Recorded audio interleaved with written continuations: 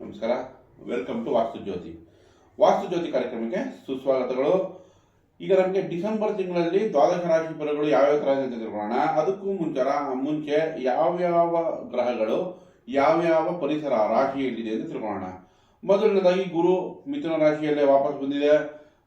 ಮಿಥುನ ರಾಶಿಯಲ್ಲೇ ಗೋಚರಗೊಂಡಂತೆ. ಕೇತು ಸಿಂಹ ರಾಶಿಯಲ್ಲಿಯೋ ನೋಡಿ. ಈಗ ರಾಹು ನಮಗೆ ಕುಂಭ ರಾಶಿಯಲ್ಲಿ ಶತಭಿಷ ನಕ್ಷತ್ರದಲ್ಲಿ ಗೋಚರಿಸುತ್ತೆ.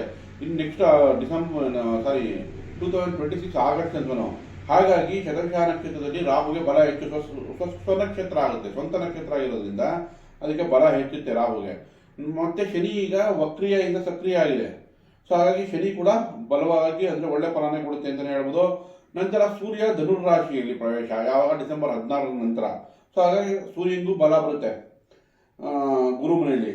ನಂತರ ಕುಜ ಕೂಡ ನಮಗೆ ಧನುರಾಶಿಯಲ್ಲಿ ಗೋಚರಿಸಿಕೊಳ್ಳೋದ್ರಿಂದ ಕುಜಗೂ ಕೂಡ ಬಲ ಚೆನ್ನಾಗಿದೆ. ನಂತರ ಶುಕ್ರ ಮತ್ತೆ ಬುಧ ಈ ಎರಡು ಗ್ರಹಗಳು ಕುಜಿನ ಮನೆಯಲ್ಲಿ ಅಂದರೆ ವೃಶ್ಚಿಕ ರಾಶಿಯಲ್ಲಿರೋದ್ರಿಂದ ಪರಿಸರ ಸ್ವಲ್ಪ ಈಗ ಶುಕ್ರನಿಗಾಗಲಿ ಬುಧನಿಗಾಗಲಿ ಅನ್ಕಂಫರ್ಟಬಲ್, ಅಷ್ಟು ಶುಭದಾಯಕವಾಗಿರಲ್ಲ ಆ ಪರಿಸರ ಯಾವುದು ವೃಶ್ಚಿಕ ರಾಶಿ. ಇವಾಗ ನೋಡಿ, ಈ ಥರ ನಮಗೆ ಪ್ಲಾನೆಟರಿ ಪೊಸಿಷನ್ ಅಂದರೆ ಈ ಥರ ಗ್ರಹಗಳು ಈ ಪರಿಸರದಲ್ಲಿ ಈ ರಾಶಿಯಲ್ಲಿ ಗೋಚರಿಸ್ತಾ ಇದೆ. ಮುಹೂರ್ತ ಭಾಗಕ್ಕೆ ನಮ್ಗೆ ಯಾವ್ಯಾವುದು ಡಿಸೆಂಬರ್ 1 ಏಕಾದಶಿ ರೇವತಿ ಸೋಮವಾರ, 3ನೇದು ಡಿಸೆಂಬರ್ ತ್ರಯೋದಶಿ ಭರಣಿ ಬುಧವಾರ, ಇನ್ನೊಂದು 7ನೇ ತಾರೀಕು ಸಿಗುತ್ತೆ ಡಿಸೆಂಬರ್ ತ್ರಯೋದಶಿ ಪುನರ್ವಸು ಭಾನುವಾರ, 11ನೇ ತಾರೀಕು ಡಿಸೆಂಬರ್ ಸಪ್ತಮಿ ಪೂರ್ವ ಪಾಲ್ಗುಣಿ ಗುರುವಾರ, 14ನೇ ತಾರೀಕು ಡಿಸೆಂಬರ್ ಸಿಗುತ್ತೆ ದಶಮಿ ಹಸ್ತ ಭಾನುವಾರ.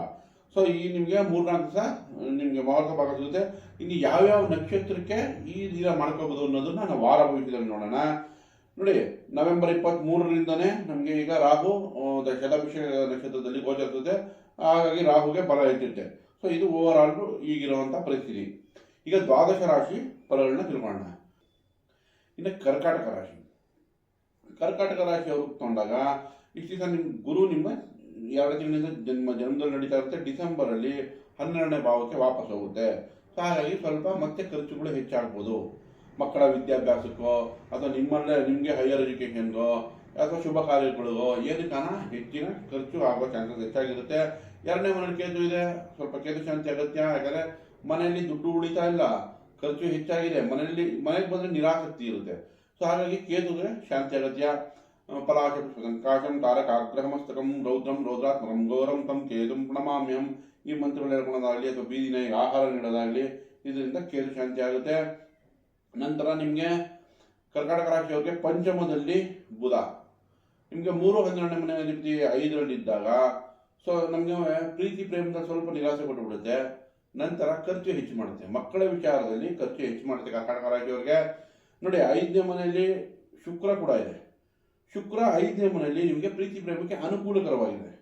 ಸೊ ಇವಾಗ ಕಾನ್ಫ್ಲಿಕ್ಟ್ ಆಫ್ ಇಂಟ್ರೆಸ್ಟ್ ಆಯಿತು ಬುಧಂದು ಶುಕ್ರಂದು. ಬಟ್ ಇಬ್ಬರು ಇರೋದಲ್ಲಿ ವೃಶ್ಚಿಕ ರಾಶಿಗೆ. ಸೊ ಹಾಗಾಗಿ ನಮಗೆ ಇಲ್ಲಿ ಬುಧ ಶಾಂತಿ ಅಗತ್ಯ. ದೂರ ಪ್ರಯಾಣಗಳಿಗೆ ಒಳ್ಳೆಯದಾಗುತ್ತೆ. ಆದರೆ ಪ್ರೀತಿ ಪ್ರೇಮದಲ್ಲಿ ಸ್ವಲ್ಪ ನಿರಾಸೆ ತಂದುಕೊಡುತ್ತೆ. ಅದಕ್ಕೆ ಎಚ್ಚರಿಕೆ ವಹಿಸಬೇಕು ನಾವು. ಕರ್ಕಾಟಕ ರಾಶಿಯವರು 4ನೇ ಮನೆ ಅಧಿಪತಿಯಾಗಿ ಶುಕ್ರನು 5ನೇ ಮನೆಯಲ್ಲಿದೆ. ಸೊ ಮನೆ ವಿಷಯದಲ್ಲಾಗಲಿ ವಾಹನ ವಿಷಯಗಳಲ್ಲಾಗಲಿ ಇದರಲ್ಲಿ ಪಾಸಿಟಿವ್ ರಿಸಲ್ಟ್ ಕೊಡುತ್ತೆ. ಪ್ರೀತಿ ಪ್ರೇಮದಲ್ಲಿ ಸ್ವಲ್ಪ ನಿರಾಸೆ ಆಗ್ಬೋದು. ನಂತರ ಕರ್ಕಾಟಕ ರಾಶಿಯಲ್ಲಿ 6ನೇ ಮನೆ ಕುಜ ಸೂರ್ಯ. ಸೊ ಡಿಸೆಂಬರ್ 2ನೇ ಸೆಕೆಂಡ್ ಹಾಫಲ್ಲಿ 15ನೇ ತಾರೀಕು ನಂತರ ಕೆಲಸ ಕಾರ್ಯಗಳಲ್ಲಿ ಜಯ. ಯಾವುದಾನ ಹೊಸ ಕೆಲಸ ಬದಲಾವಣೆ ಮಾಡಬೇಕು ಸಿಗುತ್ತೆ.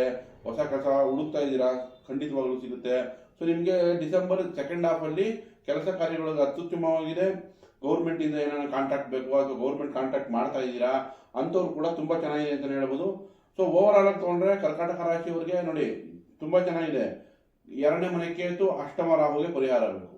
ಉದ್ದಿನ ಬೆಳೆ ದುರ್ಗಾದೇವಿ ದೇವಸ್ಥಾನದಲ್ಲಿ ದಾನ ಕೊಡೋದಾಗಲಿ ಅಥವಾ ರಾಹುಗೋಸ್ಕರ ಅರ್ಧಕಾಯ ಮಹಾವೀರ್ಯಂ ಚಂದ್ರ ಆದಿತ್ಯ ವಿಮರ್ದನಂ ಸಿಂಹಿಕಾಗರ್ಭಂ ಭೂತಂ ತಂ ರಾಹುಂ ಪ್ರಣಮಾಮ್ಯಂ ಈ ಮಂತ್ರಗಳು ಹೇಳ್ಕೊಳೋದಾಗಲಿ. ಸೊ ಇದರಿಂದ ನಿಮಗೆ ರಾಹು ಪರಿಹಾರ ಆಗುತ್ತೆ. ಓವರ್ ಆಲ್ ತೊಗೊಂಡ್ರೆ ಕರ್ಕಾಟಕ ರಾಶಿಯವರಿಗೆ ಡಿಸೆಂಬರ್ ತಿಂಗಳು ಚೆನ್ನಾಗಿದೆ ಅಂತಲೇ ಹೇಳ್ಬೋದು. ಆದರೆ ಈಗ ಸಿಗುವಂಥ ಅವಕಾಶಗಳನ್ನ ಸದ್ವಿನಿಯೋಗಪಡಿಸ್ಕೊಳ್ಳಿ. ದಯವಿಟ್ಟು ವಿಡಿಯೋ ಲೈಕ್ ಮಾಡಿ, ಶೇರ್ ಮಾಡಿ, ಸಬ್ಸ್ಕ್ರೈಬ್ ಮಾಡಿ. ಧನ್ಯವಾದ.